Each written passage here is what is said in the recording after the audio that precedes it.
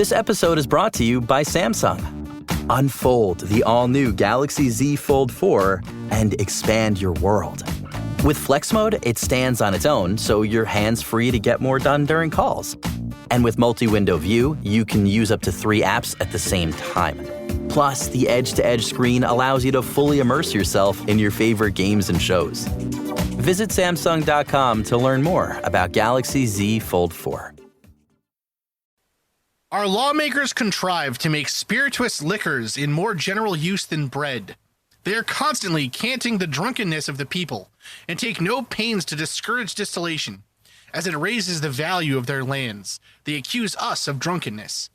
They export our raw materials. They say we are idiots and mock our poverty. Thus, the necessaries of life are put out of our reach. John Harrop, January 1st, 1809.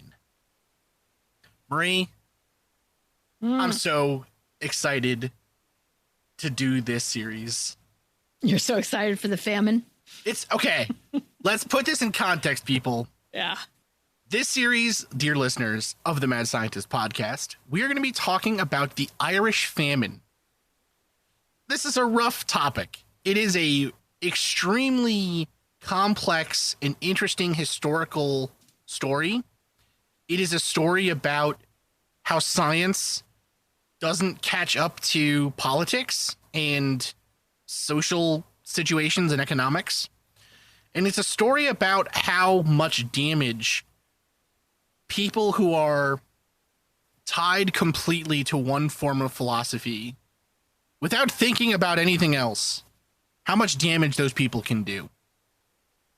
Yeah, I think the thing that I was most blown away about when learning about the Irish famine was, again, just sort of the scope, how long it affected Ireland, but then also really, like you were saying, how capitalism had such a huge part in bringing about what the economics in Ireland that were able to sustain them for a certain period of time, but then also what ended up getting usurped from them by the English government.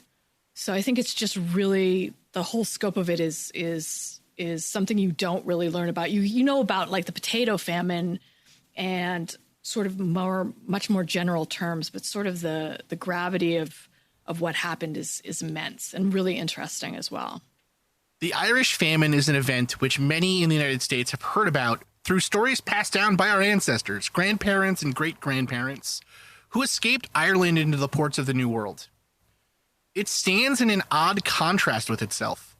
At the one hand, the beginning of a great exodus, an eventual beginning of a strong tradition of Irish Americans, really letting these people become a foundational part of the cultural tapestries of places like Philadelphia, Boston, New York City. I mean, when I think of New York, I think about Irish immigrants coming here to the city, mingling with the Italian immigrants, and it creating this cool, amazing culture of New York City. When I think about what New York City culture is, I think of it as being kind of the mix between Irish and Italian cultures. Yeah, and having married into a second generation Irish family who's my husband's grandparents actually, not during the famine, clearly, but came to the United States, immigrated to the United States. And I will say that, sort of the same tropes and racism that they faced, when they were in Ireland under English rule were sort of the same things that they ended up facing here as well. Right? The same stereotypes, the same, just hearing some of his grandparents' stories that were written down about, how Irish need not apply for jobs were signs that they had in the Bronx in New York was again, really just surprising to me because, like you were saying, they really are a vital part of American history, and yeah, kind of our heritage and the big melting pot. But I think it's hard to reconcile with just the amount of hardship that was put on them. It's a very real and very stark reminder of the evils that bad government and absolute surety in the rightness of one's views can have on people. To some, the Irish famines are a horror akin to a major weather event like an earthquake or a tsunami, something that one could not prevent, but which government mismanagement caused to grow into a true tragedy. To others, the famine represents another in a series of attempts by the British monarchy to break the people of Ireland into submission, culminating in significant death and destruction in the name of proper governmental management. It's hard to pin down exactly where the truth lies, but we're going to cover this deeply fascinating and horrible event in the following series, and hopefully teach you a little bit of something about the history of the Irish famine.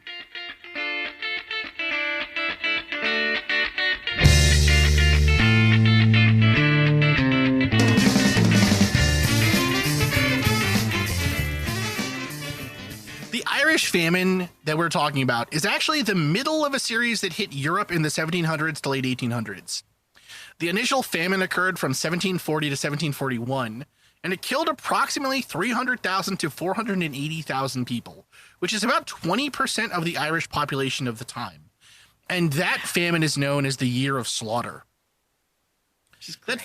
That first famine is caused by numerous years of extreme cold and then extremely dry weather, eventually resulting in a total collapse of the milk, grain, and potato supplies.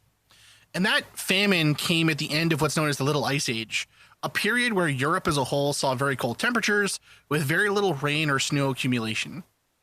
Temperatures recorded at the time, and there's not that many of them, right? We weren't really recording temperatures, but we're talking about temperatures of 30 below Celsius regularly occurring in the deep winter. And so that means indoor temperatures at the time would have been around minus 10 degrees Celsius. For our English listeners, that's between 30 below and 10 above Fahrenheit, so extremely cold. And this cold shock went through all of Europe, but Ireland was particularly hard hit due to the reliance on the potato, the general lack of infrastructure, and also just the fact that Ireland was basically used as the resource. Like, Ireland was used as a place to take out resources for the English government. Yeah. It was today when we talk about places like communities that used to be mining towns, or when we talk about like economic hardship in the United States, especially, we talk a lot about extractive economies, right? So a big company comes in, it extracts all of the goods and services out of an area, right? It takes all the people, it takes all the goods, it does things like that, and eventually leaves behind ghost towns. Mm-hmm. That's kind of what England did to all of Ireland throughout its entire history. Yes. And not just one resource, but all of them. Every resource. And anything they had that was of value that could be exported, labor, cattle, grain, alcohol, whatever it was, they depleted Ireland of basically everything but potatoes. Well, I think, yeah. I mean, but even potato, yes. I mean, yeah, even potatoes, yeah, of course. I mean, it just, again, and I mean, I to try and be respectful to our English listeners, it is reflective of any type of large governing body or system, but it imposes its will on another country, right? Which America has done the same thing here with the Native American indigenous population. So I think it is something that that no one is immune from or innocent of. So I just kind of want to throw that out there as well in discussing this and the kind of the language around it. I would hope we're not, we're trying to be fair about it. Listen, my last name is Cogswell. All right. You don't get more British than the last name Cogswell. All right. You can with Mayhew. You can with Mayhew. I mean, we are basically kind of post-colonial. Yes. So, I mean, here's the thing, right? I think it's hard to not look at the famine and say, it's not like the English poor were doing much better, right? This is the fault of monarchy and idiotic government. Yes. This is not the fault of the English people, right? This is the fault of the Queen. Agreed. I think that's fine. I think we could pin this on the Queen. Anyways. Or of just, again, sort of the governing mindset at that time, which is deeply rooted in capitalism and the type of capitalism that we're going to get to speaking about. Absolutely. So the second famine, which is the one we're talking about in this series, this is known as the Great Famine. This one occurs between 1845 and 1852. And you won't see a stop, really, of the exodus of the Irish until like 1855. And even then, it just kind of keeps happening, right? At that point, most of the people of Ireland, if they could get off, they were going to get off the island. Yeah.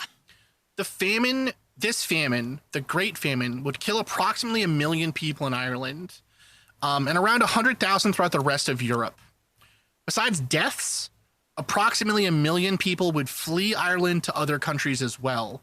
So that's an initial loss of 20 to 25% of the entire population. And again, the exodus continued. So another 2 million people would flee from Ireland up to 1855. To say that this is decimation is not the right word. Decimation means a loss of 10%, right? This is 20 to 25% of the population. By some estimates, even more, right? This is like a quartering, right, of the population of this country. It's absolutely mind-boggling. And it's not the last famine. A third famine occurs in 1879. This one doesn't cause as much mass death, but it does cause hunger and malnutrition. That famine, the last one, is really localized to Western Ireland counties, with Connacht being particularly hard hit. And it led to an internal migration as rural Irish moved towards the cities. And again, this is a temporary change, right? They kind of keep moving about and trying to find food and work, and eventually would lead to the second mass exodus out of Ireland, and kind of creates the situation that we think of as being the bed from which things like the Troubles and Revolution would spring. Yeah. And just think about being left, one of the populations left in Ireland, and how scarce things were, and sort of just the moral depression that you would be in that population. Like, everyone's leaving or everyone's sick and dying. A huge population, right. And it's, to me, it's like that, not being able to escape that, and not being able to farm, or not being able to, being driven into a city and having to change your livelihood under this sort of huge, almost long-term duress is mind-blowing. I mean, it is a complete loss of your community. Yes. It's a complete loss of your community, of your people. Your heritage, your history, your folklore, all of it just sort of, blown. And this is not like the first time that Ireland's population and people's, the language, the culture has been completely destroyed by an oppressing army or bad governance or what have you, right? Like, this is kind of the history of Ireland. It's really a fascinating, deep history and very resilient people and culture. So the causes of the Great Famine, when I tell you that there are books about the causes of the Great Famine that all disagree, I'm saying that because I've read them. There are a lot of books on this. There's a lot of really good stuff out there, a lot of very, very interesting stuff. We're going to talk to some people during this series that I think will really point us in some very interesting directions that are now being looked at. But in general, the kind of consensus view is that the following are the major causes that people usually point to. So the first one is dependence on a single crop for sustenance and economy, the potato. Mm-hmm. The blight itself, today we would call it late blight. It's caused by what's called Phthora infest. It's a water mold. We're going to get more into that as we get deeper into the series. But essentially, this is a type of blight that not only will kill the plants on the vine, but it'll even kill plants that you just had stored for a while. And it spreads in very damp, windy, it spreads in damp conditions, which Ireland, of course, is damp. And it's like, again, so much could have been done to make this better, but the government was full of idiots. Second big thing, lack of modernization and industrialization in Ireland, both in terms of things like transportation and shipping, but also just the economy. Ireland at this time is essentially like proto-agrarian capitalism. So most economic activity happens in rural environments. Stuff is bartered for. There is obviously like coinage and money, but bartering with potatoes and payment in potatoes is very, very common. And especially in these small places, again, you have to remember, for decades, the English have been taking out of Ireland everything of value they can. People to fight in wars, money, gold, crops, resources, animals, everything. They're taking everything. Yeah. And so all that's left is this sort of almost feudal barter landowner system that is just mind-boggling to think that this was existing during this time. If you've played The Witcher and you've been to like the cities where it's like there's a lord who owns all the land and people are just kind of working the land for the lord, that's what we're talking about here. It's insanity. Well, and also there's nothing, to your point, there's no infrastructure going in, right? So everything, all labor is hand labor. Like there's very little, there's no machines. There's no machines, even rudimentary. It's all kind of hand labor. And to your point again, like I think, again, the thing that I was the most surprised at was the amount of export that the British would take. I mean, bricks, clay for bricks, all the way down to basically they're exporting the dirt or the clay, right, to make bricks and to build their own capitals and buildings and homes. But there's no infrastructure that you would need. Like if you were prospering or if you had the population and the goods, you would begin to figure out, mother being the necessity of invention, right? You'd begin to figure out how to do things quicker and faster to make money and to supply goods. But here it's just like none of that is really in place. Well, so this goes into the next two problems really, really, really significantly. So the first one, and frankly, I think this is probably like, if we're listing the problems that caused this to happen, this is my like number one or maybe even number two, the absent landowner class. So I talked about how this is like The Witcher, right? This is basically like a lord and having serfs. The way that the Irish economy worked, the way that Irish life worked during this time period was huge chunks of land, the vast majority of land, were owned by very, very wealthy individuals who did not live in Ireland. No. Wow. They were owned by landlords who lived in Britain. Yeah.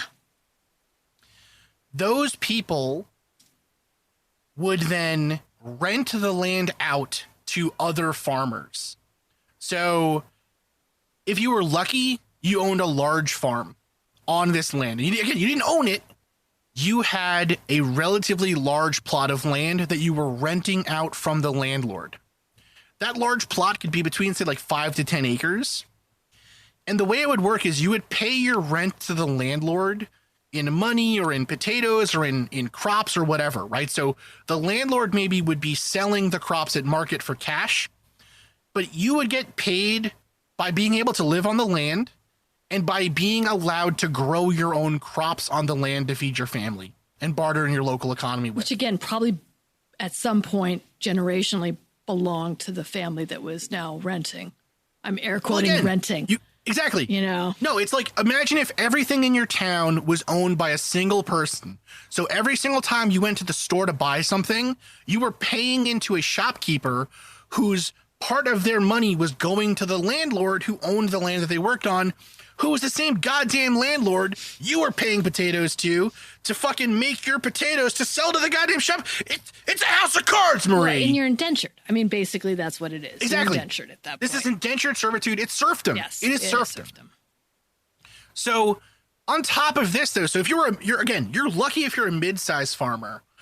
The majority of the Irish tenants were cottiers.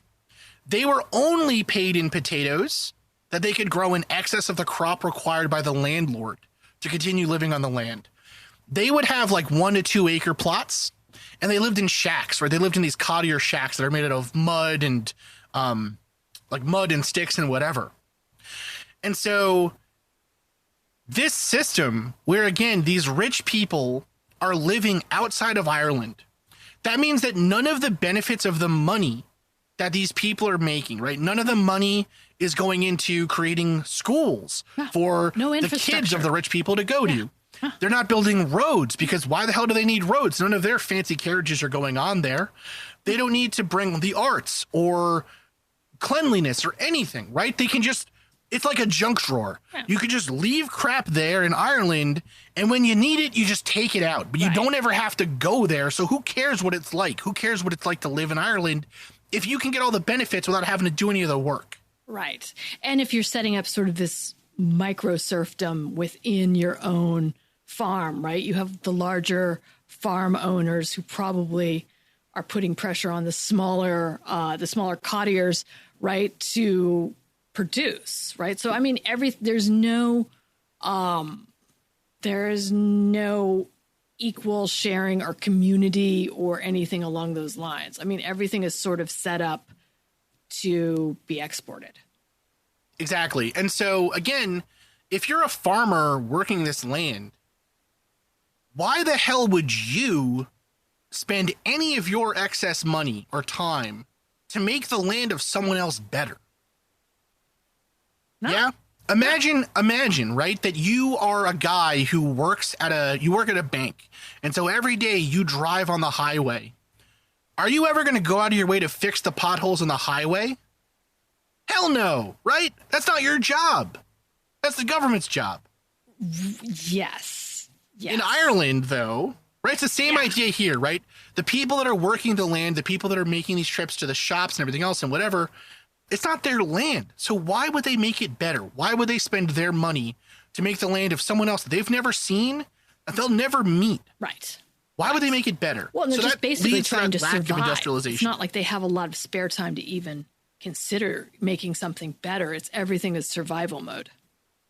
Absolutely. So at this time, that means that there was approximately £1 million of money left Ireland every year.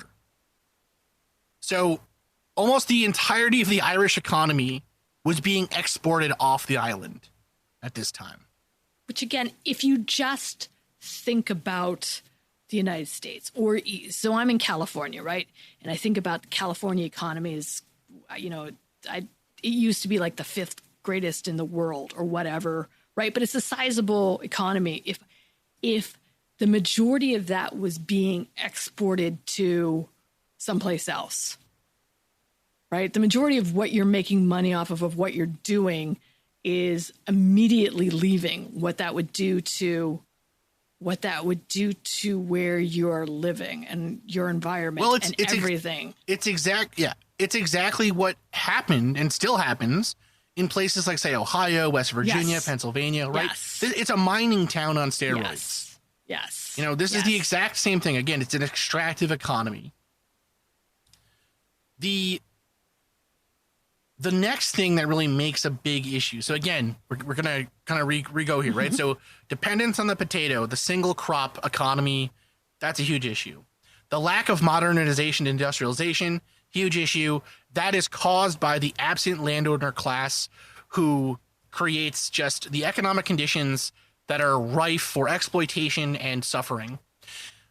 And on top of that, there's anti-Irish sentiment. So the people who own that land are the English. Then the vast majority of that farmland was seized by the English in the 16th and 17th centuries.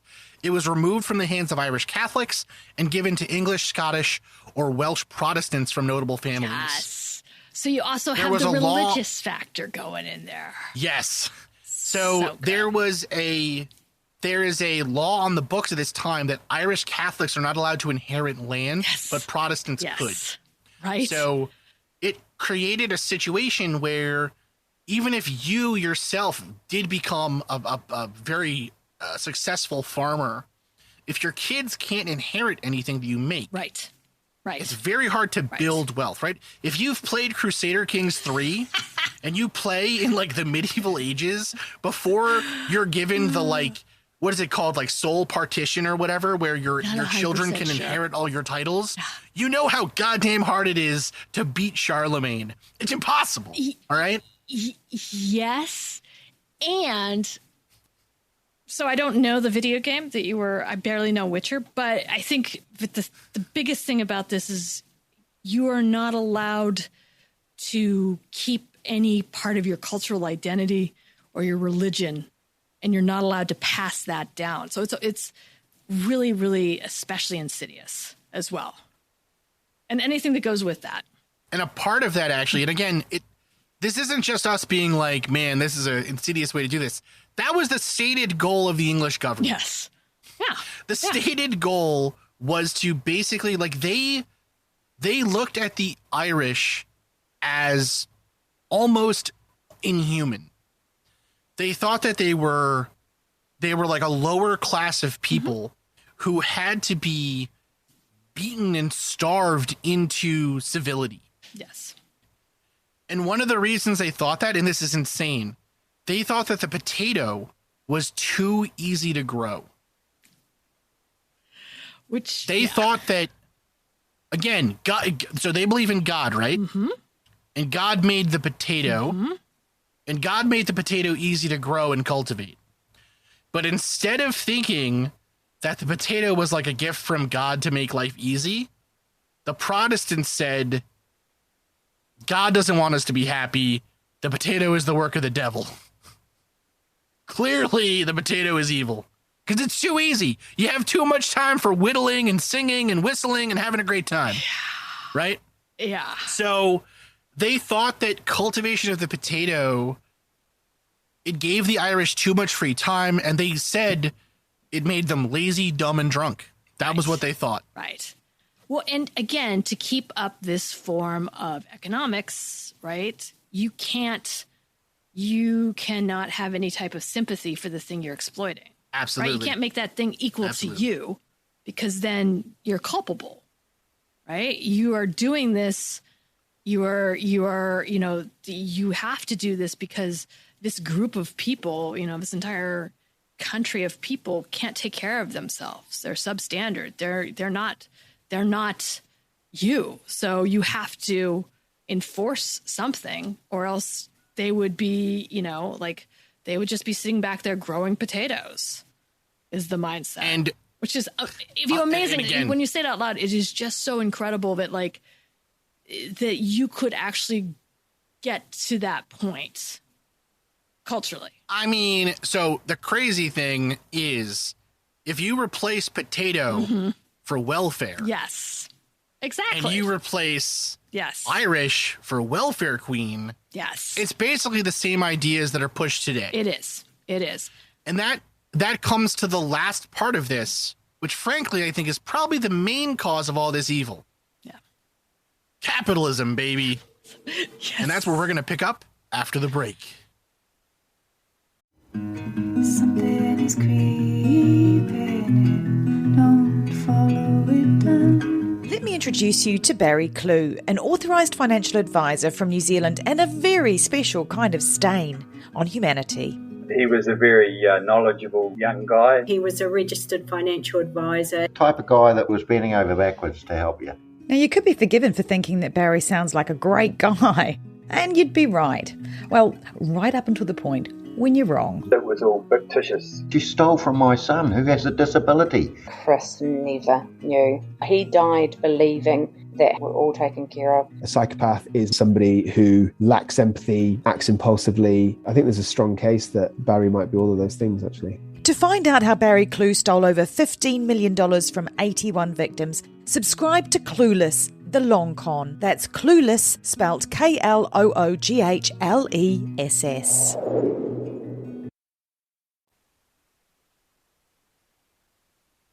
Now, I do want to say it's not just Chris and Marie dogging on capitalism, right? Because I Not know again. I know that we, this is one of our favorite things to discuss, but in my opinion, the Irish famine is a really good example of what happens when it's left unchecked. This isn't even just us saying this. There are documents. We have citations. All right. It is. Yeah. I mean, I would think, Ben Bernanke, any financial leader, Warren Buffett can probably look at something like the Irish famine and be like, yeah, that was just a step too far. Right. No sensible person is looking back at the Irish famine and being like, that's a W for capitalism. Yes. This is not a W for capitalism. No, so no.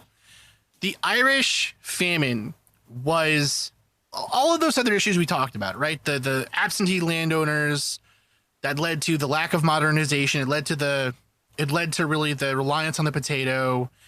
It led to this kind of extractive economy. All of that would have probably led to a pretty bad situation. It still would have been a famine that we talked about in history.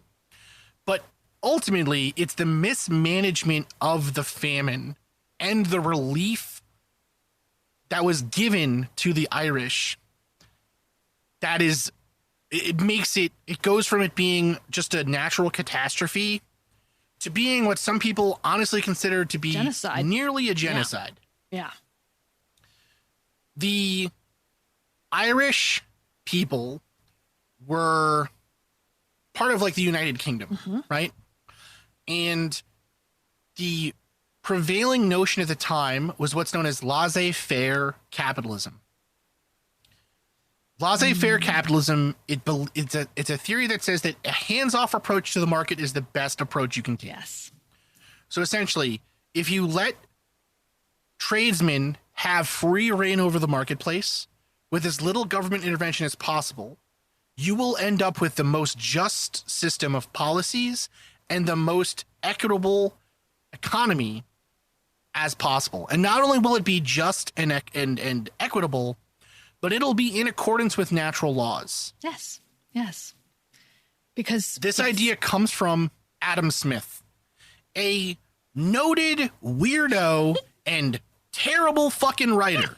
All right. A noted weirdo. Excellent. Well, so Adam Smith is born in 1723. The basic gist of what this idea is, right, is that you do things because they're good for you. You don't do them because you're charitable. Yeah. Right? Yeah. And what this idea is that if you just let people be selfish, everything will work out just fine. If you get a big enough group of them together,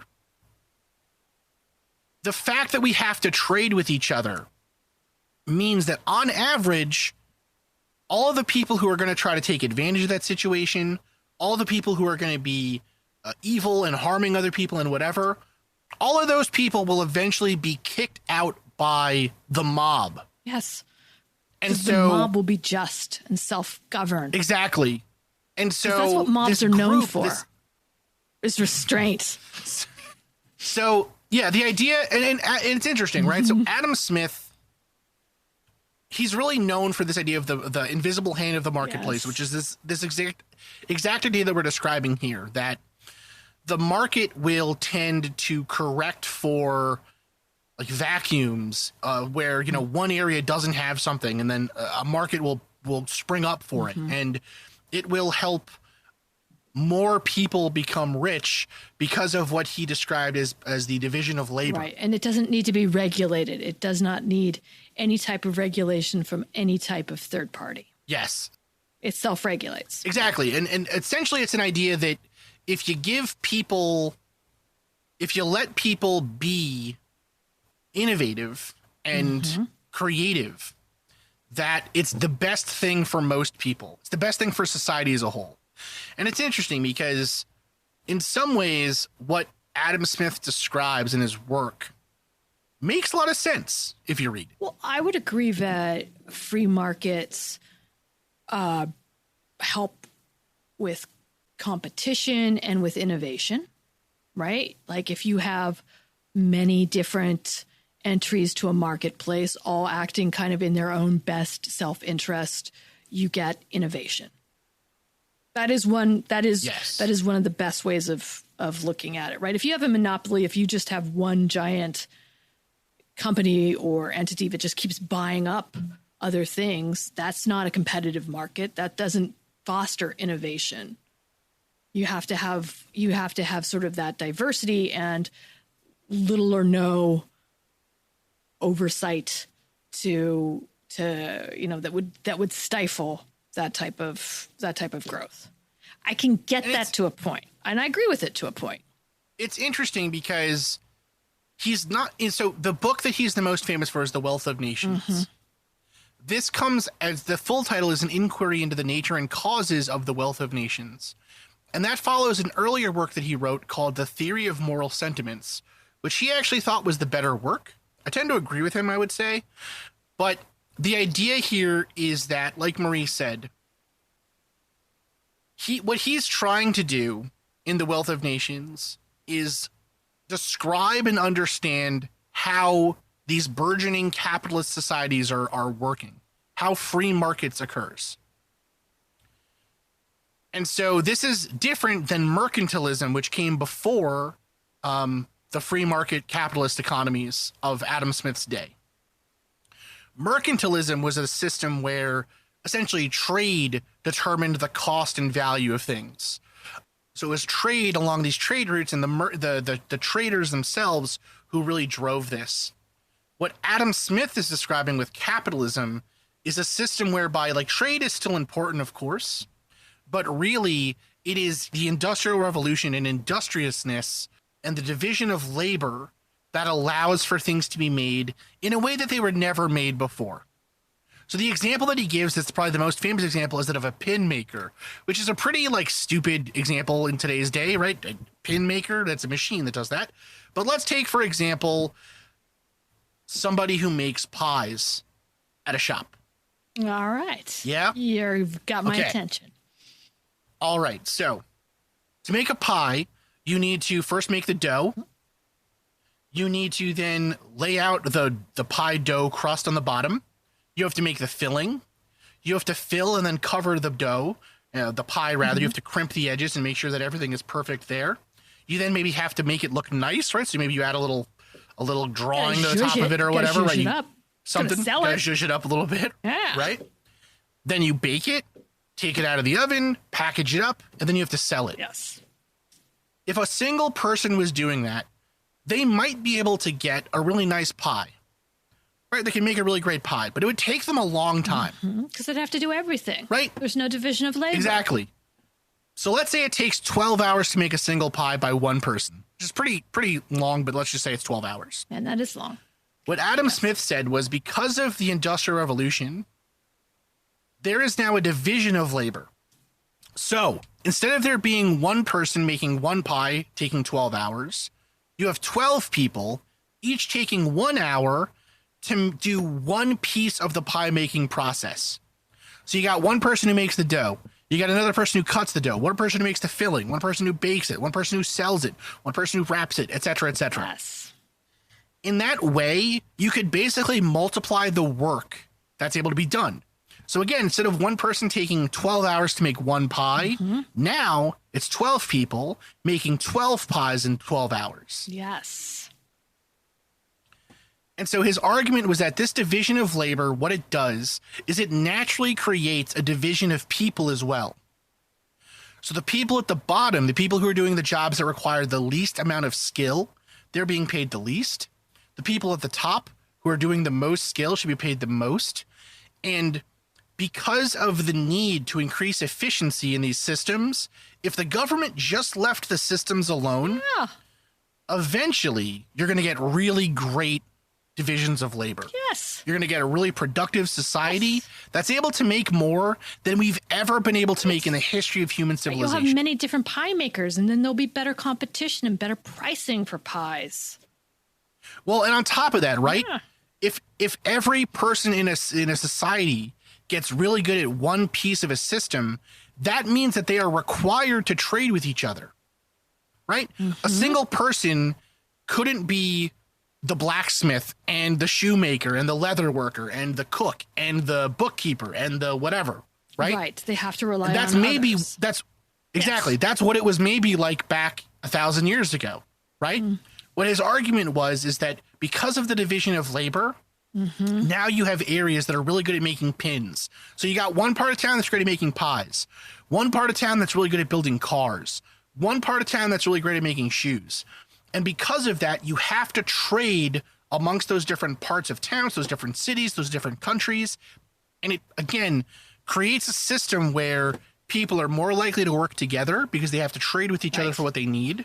Well, and they have to work together in their own supply chain, in their own division of labor, right? You need the people that are, you need each part of that division of labor to get the final product, hypothetically. So that should foster a stronger workforce that way, right? More, I can't even think of what the right word is. Sorry, because I'm still so baffled that somebody thought that this was actually going to work. Well, so it's interesting, right? The camaraderie, that, again, right? I think there would be an equal appreciation for that division of labor, even for the unskilled, because you still need them. So here's the thing. He's not actually giving any moral reasonings in an inquiry into the nature and causes of the wealth of nations. He's not saying this is good or bad. Right. He's saying this is what's happening. Right? He's reporting on what's happening. That's a good point. Yeah, he's not advocating for it necessarily. He makes the case that this is a way for a nation to become wealthy and for more people in a society to become rich and you know, benefit from the society. But he gives no moral claims one way or the other about whether or not this is moral. Is this the right way to go about things? Well, it's interesting, right? In another work, The Theory of Moral Sentiments, in fact, he even touches on this issue. So he talks about how in the Theory of Moral Sentiments, what he says is that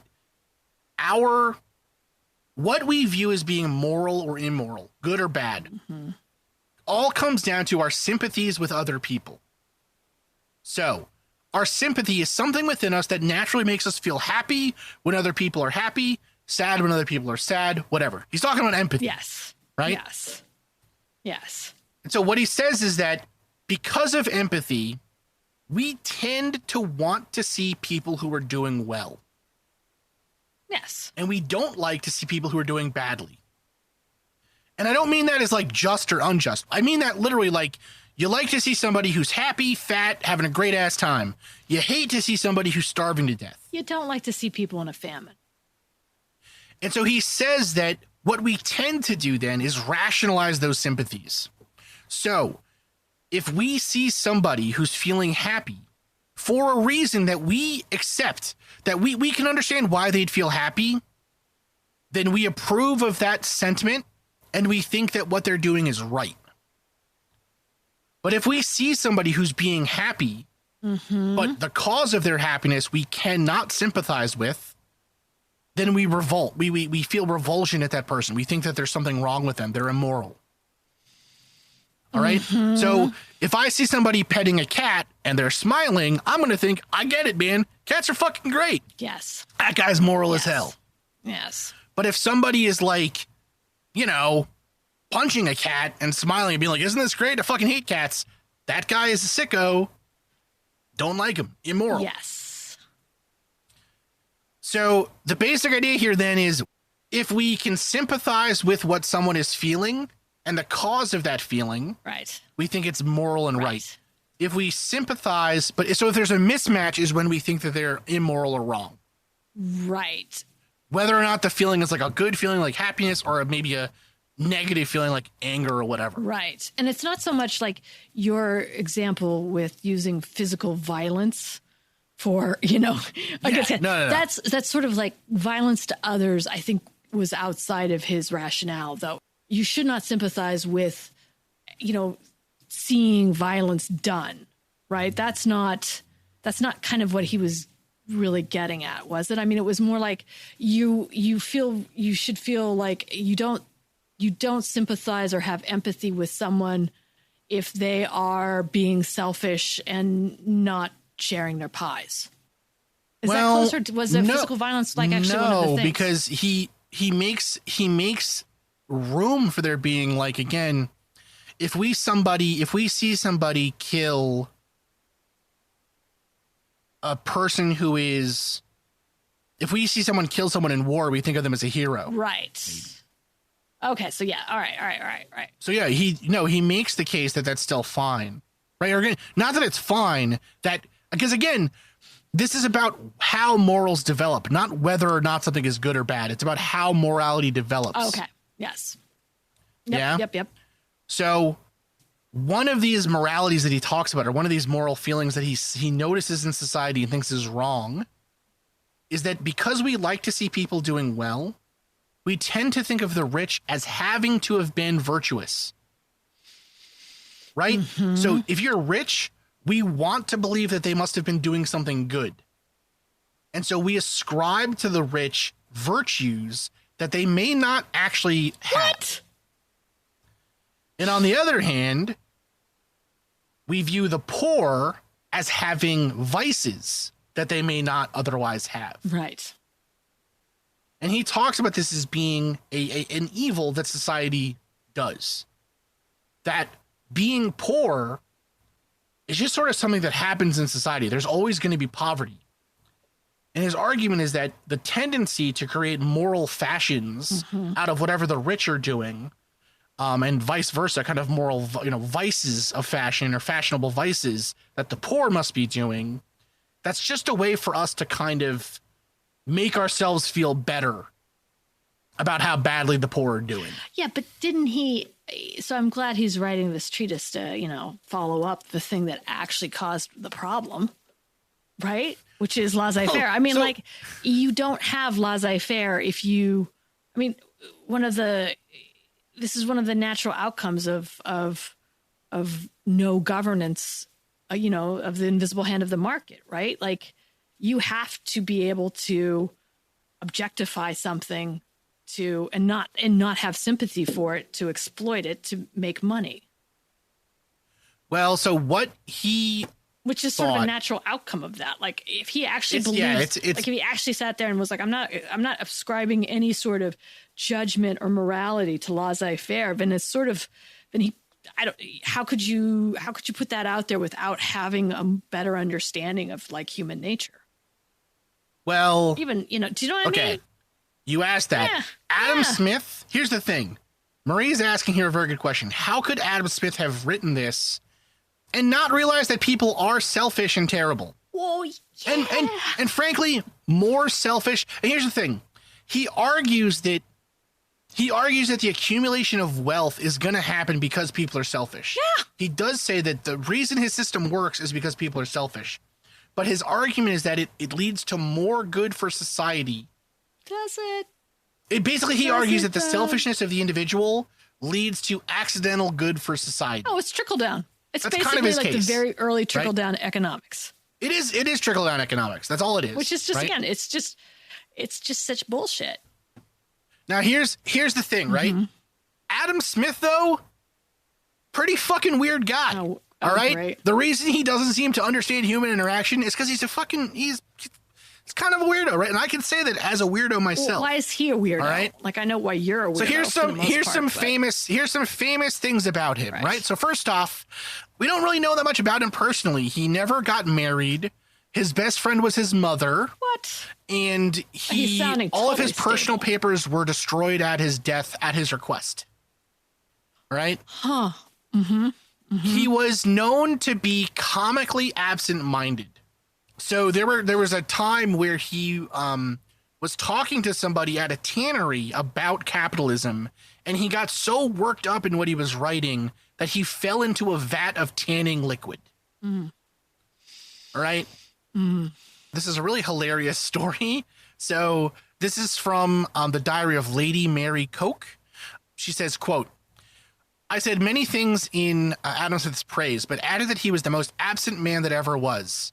Mr. Darner made him a visit the other morning as he was going to breakfast, and falling into discourse, Mr. Smith took a piece of bread and butter, which, after he had rolled round and round, he put into the teapot and poured the water upon it.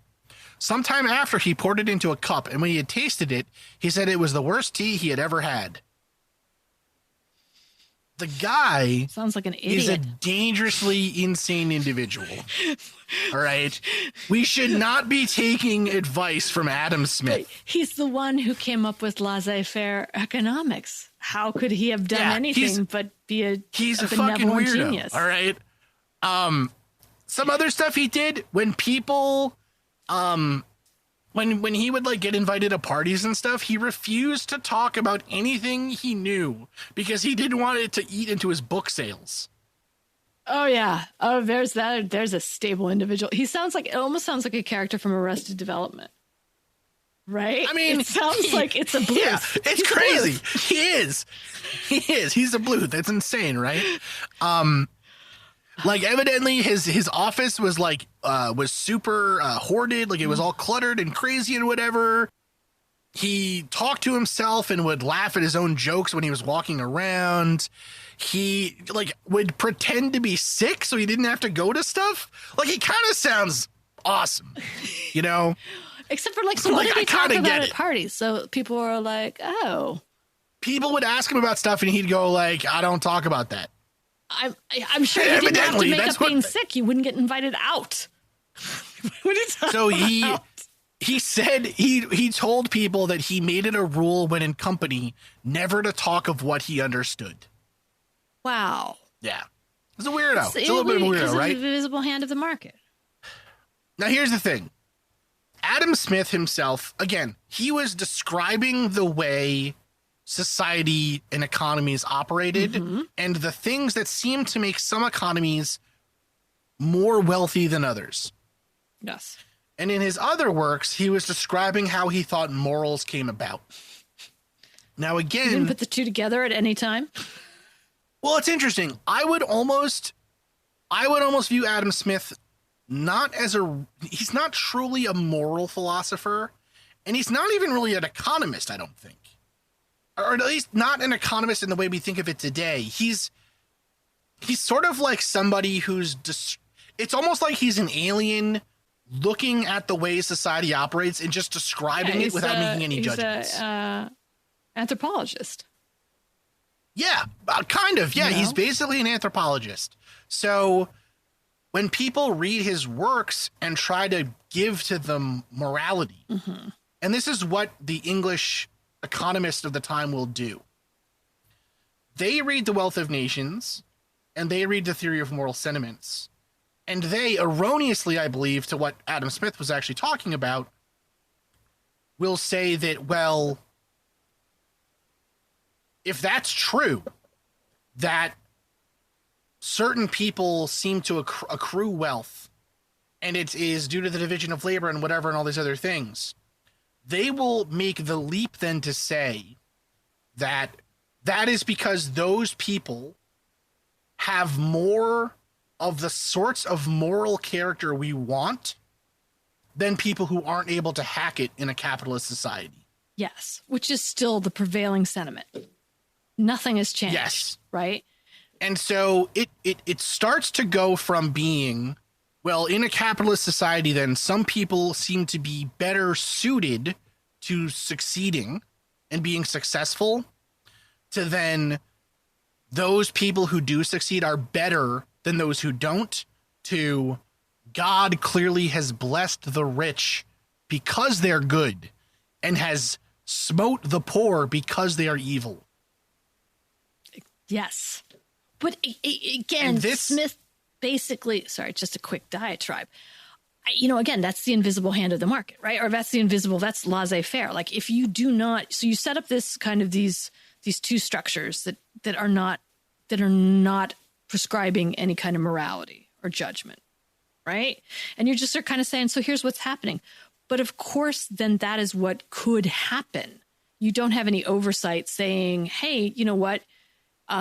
This is sort of a false dichotomy. Poor people aren't evil. There's reasons that they're in this situation, and we should be looking at that instead of saying you don't have that. So that's what I think is so amazing. It's like he sets up these things. He describes this, and then it's like, of course, that's what's going to come out of it, right? It's self-fulfilling. He wants to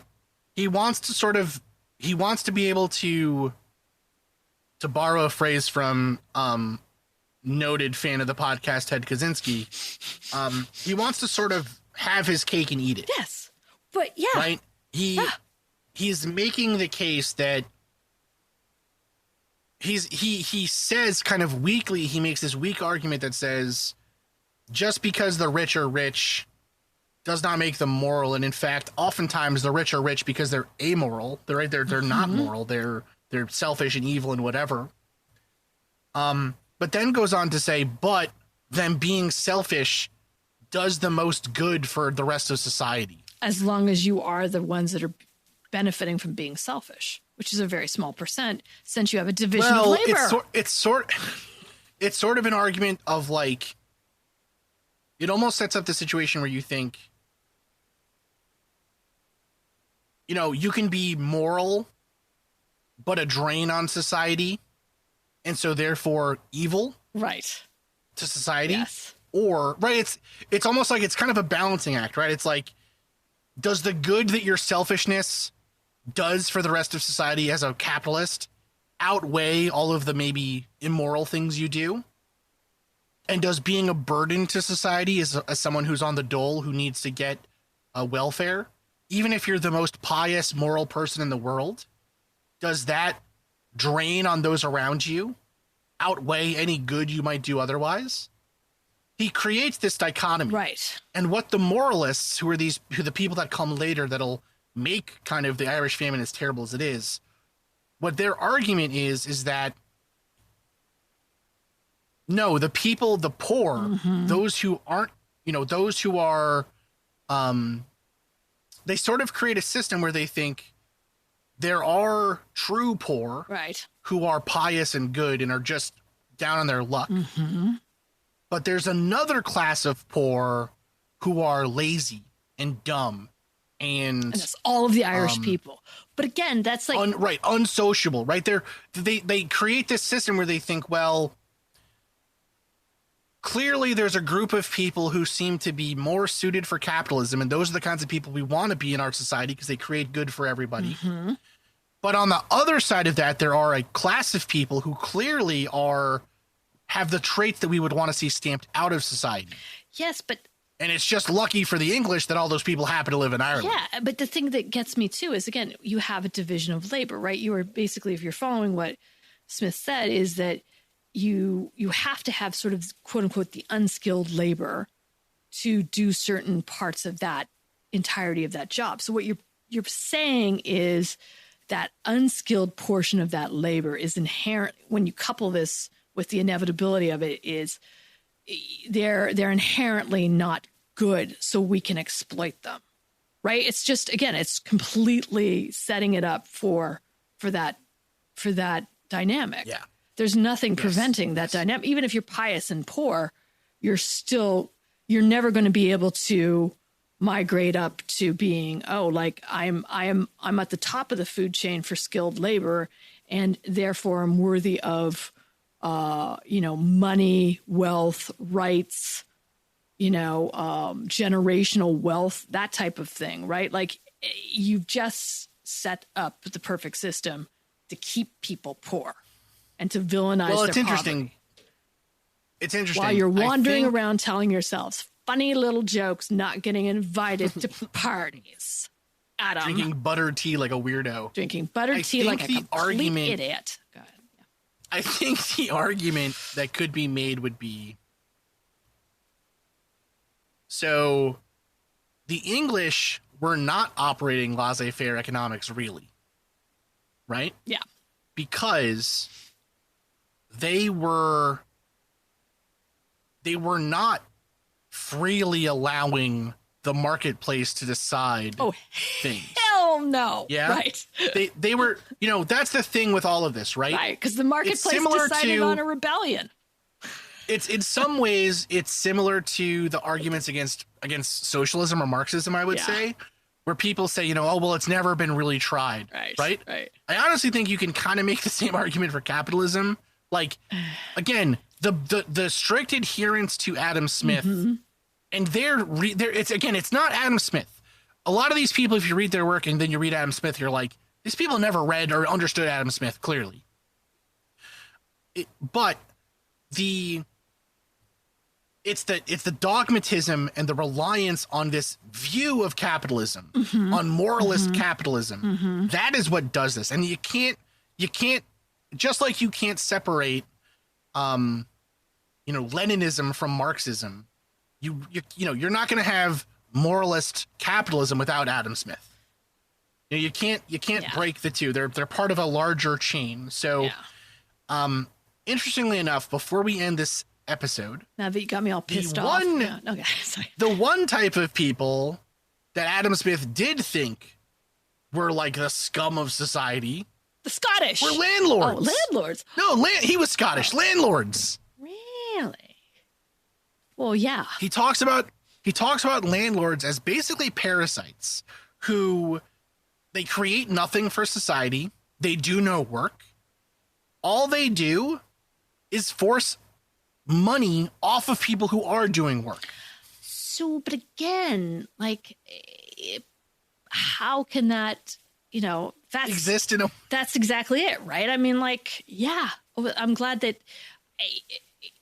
I think the thing that gets me, since we're wrapping this up, is like laissez-faire capitalism is still beloved by a certain group of people today, right? As really just the pinnacle of how commerce and American ingenuity and all of this other kind of fictitious bullshit that goes with it. And it's just, even when you start to just ask certain questions, I've never been able to get it to hold up objectively, right? Because everything that's set up is like, well, it just is set up to fail. Like you've sort of proven that people are inherently, if they're selfish, right? Like he's saying that you are going to be acting in a selfish way, that probably isn't good, right? And it's just, I don't know. If people are inherently selfish, and here's the thing, right? It's interesting. If you got rid of the names from these books and like just took the bullet points. Yep. It would be hard, I think, to differentiate between Marx and Adam Smith. Yep. Until pretty deep into their works. I think that's true. The big difference is, I think, Adam Smith has a more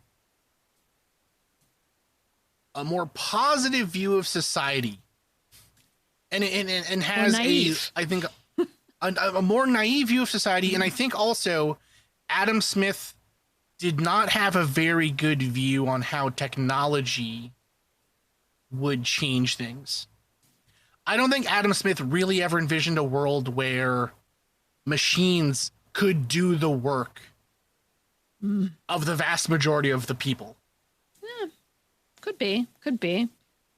So Smith said in his works, he suggests that it's capitalism or sort of the division of labor that gives us the steam engine.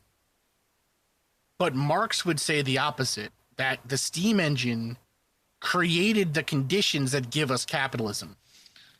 For Smith, the economic system that we're at now is kind of like the pinnacle of human civilization. It's the best we're ever going to get. And it's what we've always been trying to do, but it's kind of a view of like, this is the best of all possible worlds. Mm-hmm. In Marx's view, this is one step on the road to a society where none of us have to work, because machines can do it all, because there is no want for anything, right? I don't think Adam Smith's view of like the universe could allow for a world where working wasn't a good thing on its own. Yes, whereas for Marx, work is always exploited. Right. But then you would also think that Adam Smith would then value unskilled labor more, or inherently have more of a slant towards the idea of the value of labor, right? Which is not something that is, again, when you have sort of the division of it, you're naturally saying that, yes, of course, you're going to need everything, right? Because it's supposed to be a progression. Each person has their own thing that they're doing, and it's kind of equal to the end product. But you would, I don't know, my thought is you'd probably think that he would safeguard, the importance of that more. Yeah. That's just my sense. That's my 2 cents. Anyways, I swear, dude, as soon as I finished reading through his books, I donated them back to the bookstore. They're so badly written. It's so weird, man. You can literally read just the bolded intros to the paragraphs and you can get the exact same. He created something that has plagued us ever since then and is beloved by a very certain 1%. Honestly, I do not think he is as wrong as we think he is. I think that people later on did in fact use as the rich and powerful are wont to do. They use the philosophy of the time to make themselves richer. Well, him and Oppenheimer both. Like, oops. Maybe I shouldn't have done that. Like, maybe I should have put some more thought behind that or given some more, I don't know, context to it. But it's like, nope. Genie's out of the bottle, my friends. Dear listeners, we love you all so much. Thank you for listening to the Mad Scientist Podcast. Please, if you like the show, rate us on iTunes, on Spotify, on Facebook. Tell your friends, tell your family. Suggest us in threads asking for great podcasts. Shout us out. If you want stickers, if we can help you in any way, please reach out to us. We love y'all, and we'll be back next episode. Thank you again, dear listeners, for listening to the Mad Scientist Podcast. I have been your host, Chris Cogswell, joined by my co-host, Marie Mayhew. If you'd like to contact the show, please send us an email at themadscientistpodcast@gmail.com. That's all one word. You can also follow us on Twitter at Mad Scientist Pod or at Team Giant Squid for Marie. And of course, you can see us on Facebook, on Instagram, and all over the internet as the Mad Scientist Podcast. And again, our logo is the one with the pumpkin head, so it's easy to see. Mm-hmm. If you've enjoyed the show tonight, please consider supporting us on Patreon, where the money that you give to us will help us to promote this show further, to make it better, and just to spend more time making it. Because we love doing that. We do love doing that. Our logo was designed by Carrie Shaheen. Our web design is done by Desdemona Howard. Woohoo! And our sound design is done by Jake Cardinal. Thanks again for listening. Thank you. This has been a Damn It Chippy production. Something is creeping in, don't follow it down. Let me introduce you to Barry Clue, an authorised financial advisor from New Zealand and a very special kind of stain on humanity. He was a very knowledgeable young guy. He was a registered financial advisor. Type of guy that was bending over backwards to help you. Now, you could be forgiven for thinking that Barry sounds like a great guy, and you'd be right. Well, right up until the point when you're wrong. It was all fictitious. She stole from my son who has a disability. Chris never knew. He died believing that we're all taken care of. A psychopath is somebody who lacks empathy, acts impulsively. I think there's a strong case that Barry might be all of those things, actually. To find out how Barry Clue stole over $15 million from 81 victims, subscribe to Clueless, the long con. That's Clueless, spelt Klooghless.